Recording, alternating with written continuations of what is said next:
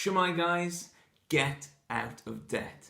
That's what I told you on a recent video, 3 keys to success with money. But what if there was a more nuanced approach? What if there was an approach where debt could actually make your life better instead of worse? A commenter recently asked me to make a video on good debt versus bad debt. So here I am making that video. My name's Dav Morse. I'm here to help you make more money, save more money, and be good stewards with your money so that you can be generous and impact the world. So let's grab a cup of tea and let's get into the video, good debt versus bad debt.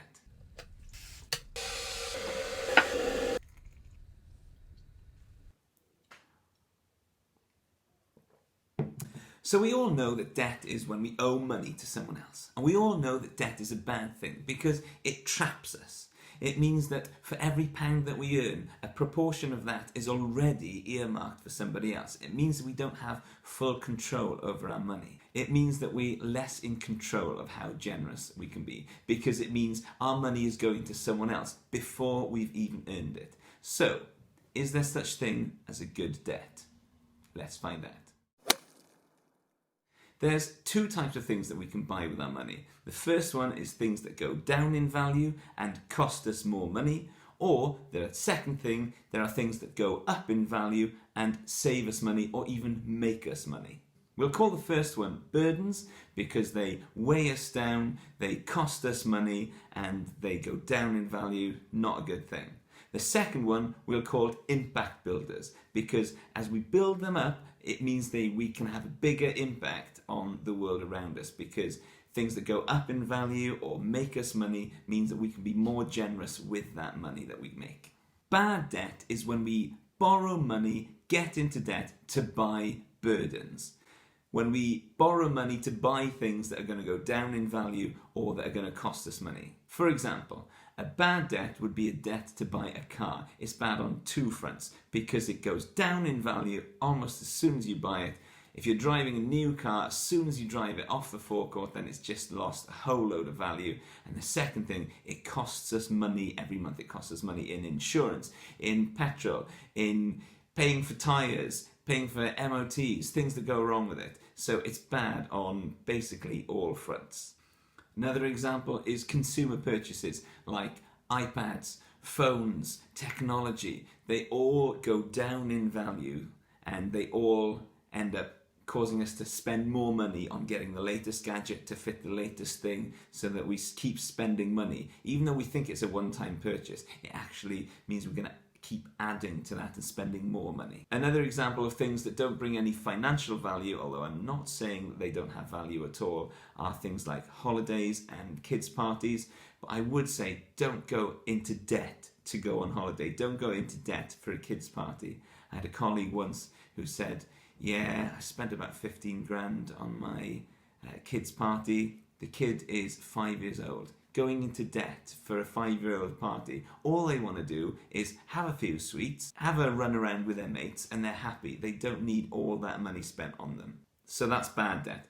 Things that go down in value or that cost you money. So is there such thing as a good debt? Well, good debt would be if you take on debt, so you take on a loan in order to buy something that goes up in value or something that actually makes you money.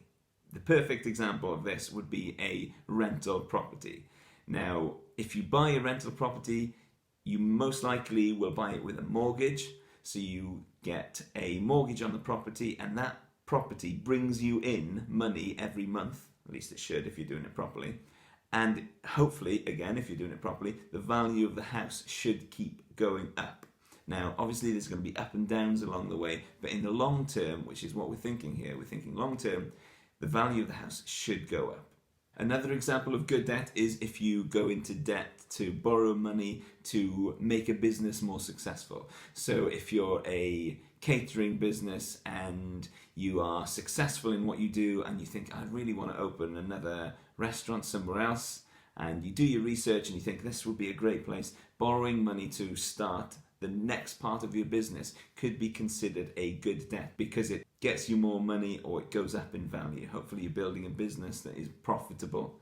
An example of where a good debt becomes a bad debt is if you want to start a business doing something you have absolutely no idea about, like building sofas for me.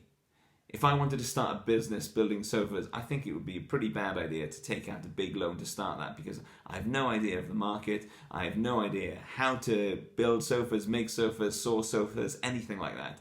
And so starting a business where you don't have any experience or any idea what you're doing, even though in theory it could be a good debt, then it's not likely to be, because you don't know what you're doing. So there we go. Good debt is when you buy things that go up in value or that make you money. Those eagle-eyed among you may notice that I am wearing a new jumper this week. It's not because I've started buying clothes, because I said in my last video that I don't spend money on clothes.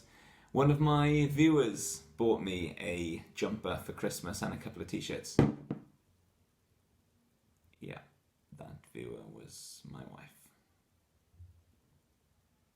So there we go. When I say get out of debt, I mean get out of bad debt. Things that are going to cost you money and go down in value. And before you remortgage your house to buy an investment property, which is how I actually got started, then make sure you understand the risks. Good debt can really rapidly increase your wealth creation so that you can have a bigger impact on those around you. But before you get started, make sure you know the risks and understand what you're getting yourself into. Let me know in the comments below if you want me to make a video on the numbers behind my first buy-to-let property. One thing that's not going to get you into debt that you don't have to borrow money for is smashing the like button for the YouTube algorithm. It really helps the channel, apparently, so they say. Another thing that's not going to cost you money, that's not going to get you into debt, that's actually going to make you money, is signing up for Trading 212 or the Stake app. With my links below, you get a free share, I get a free share. It's win-win-win. So there we go. Good debt versus bad debt. Until next time, peace out. Yeah.